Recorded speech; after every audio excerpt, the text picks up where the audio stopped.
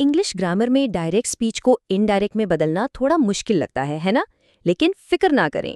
आज हम 5 बिल्कुल बुनियादी रूल्स को उर्दू में समझेंगे और इसके बाद ये आपके लिए बहुत आसान हो जाएगा। तो चलिए शुरू करते हैं। देखिए, स्क्रीन पर 2 तरह के जुमले हैं।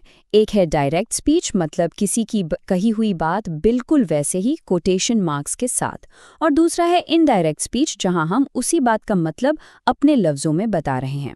इस सेशन के एंड तक इन दोनों के बीच चेंज करना बिल्कुल क्लियर हो जाएगा। देखें, किसी भी चीज़ को आसान बनाने के लिए उसकी बुनियाद मजबूत होनी चाहिए।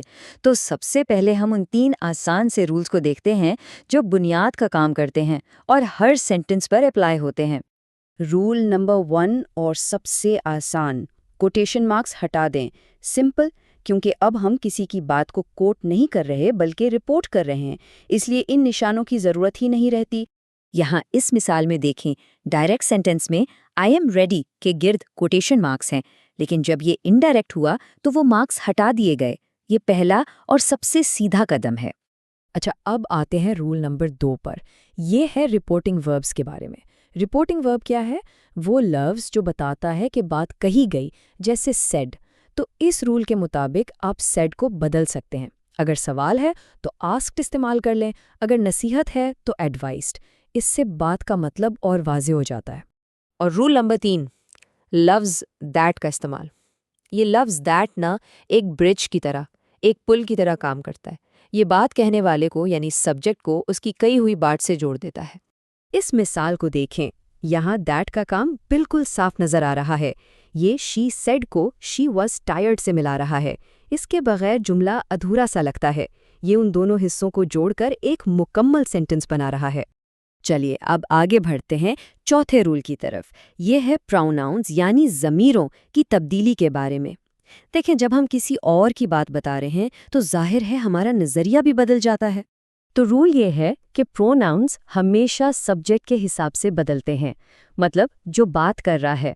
फॉर एग्जाम्पल, अगर कोई लड़का कहता है कि आई एम बिजी, तो जब हम ये बात आगे बताएंगे हम ये थोड़ी कहेंगे कि आई एम बिजी, हम कहेंगे कि वो बिजी था, तो आई बन जाएगा ही। इसी तरह माई बन जाएगा हिज या हर। इस मिसाल पर गौर करें। He said I am busy. उसने कहा मैं मसरूफ हूँ। अब जब हम ये रिपोर्ट कर रहे हैं तो बिल्कुल नेचुरल है कि हम कहेंगे उसने कहा कि वो मसरूफ था। तो आई का ही में बदलना बिल्कुल लॉजिकल है। और अब हम पहुंच गए हैं आखिरी और सबसे ज़रूरी रोल पर। यह है टेंस यानी ज़माने की तब्दीली। ये थोड़ा सा ट्रिकी हो सकता है और अक्सर गलतियां यहीं होती हैं, इसलिए इस पर थोड़ा खास ध्यान देंगे। अच्छा, इस रूल को समझने से पहले रिपोर्टिंग वर्ब को दोबारा देखना ज़रूरी है। ये वो वर्ब है जो बताता है कि बात कब कही गई, जैसे सेड, टेल्स या विल से। पूरे 5वें रूल की चाबी इसी रिपोर्टिंग वर्ब में है। इस बात को बिल्कुल जहन में बिठा लें। रिपोर्टेड स्पीच का टेंस सिर्फ और सिर्फ तब बदलेगा जब रिपोर्टिंग वर्ब पास्ट टेंस में हो, मतलब सेड हो। अगर रिपोर्टिंग वर्ब प्रेजेंट या फ्यूचर में है, जैसे सेज या विल से, तो अंदर वाले जुमले का टेंस बिल्कुल नहीं बदलेगा। ये सबसे अहम शर्त है। ये स्लाइड इस फर्क को बहुत अच्छी तरह दिखा रही है। जरा देखें, लेफ्ट साइड पर रिपोर्टिंग वर्ब है सेड, जो कि पास्ट है, इसलिए अंदर वर्क बदलकर वर्कड हो गया। लेकिन राइट साइड पर रिपोर्टिंग वर्ब है सेज, जो कि प्रेजेंट है, इसलिए वर्क वैसा का वैसा ही रहा। ये फर्क समझना बहुत ज़रूरी है। अब वापस अपनी पहली मिसाल पर आते हैं। यहाँ रिपोर्टिंग वर्ब सेब है, जो कि पास्ट टेंस है, इसलिए अंदर का वर्ब वर्क, जो प्रेजेंट टेंस में था, बदलकर वर्क्ड बन गया, यानी पास्ट टेंस। ये रूल नंबर 5 की बिल्कुल सही मिसाल है। बहुत अच्छे, हमने 5 रूल्स को अलग अलग समझ लिया है।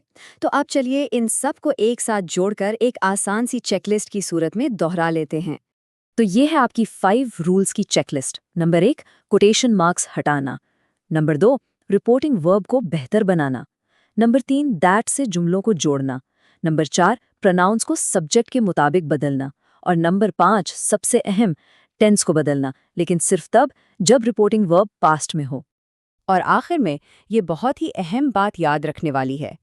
इनडायरेक्ट स्पीच का असल मकसद लफ्ज़ व लफ्ज़ कॉपी करना नहीं, बल्कि बात का सही मतलब और मफ़हूम पहुंचाना होता है। तो अब जब आप ये पांचों रूल्स जान चुके हैं, तो सोचिए कि आप रोज़मर्रा की ज़िंदगी में कहानियाँ सुनाते वक्त या कोई इन्फॉर्मेशन देते वक्त इसका इस्तेमाल कैसे बेहतर तरीके से कर सकते हैं। इसी सवाल के साथ आज की ये वजाहत यहाँ ख़त्म होती है। शुक्रिया।